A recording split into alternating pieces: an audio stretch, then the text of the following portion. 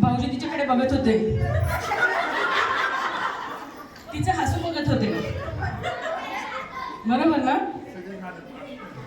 आणि जणू भाऊजी काय म्हणत होते, आपकी मुस्कुराहट ने, अजी वाह तो कीजिए, आपकी मुस्कुराहट ने हमारे होश उड़ा दिए, हम फिर से होश में आने वाले थे कि आप फिर से हंस दिए.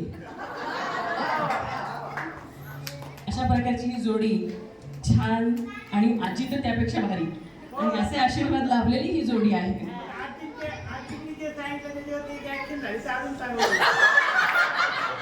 नको, आज पहिलाच दिवस येते, घरी गेल्यावर काय करायचं? हो.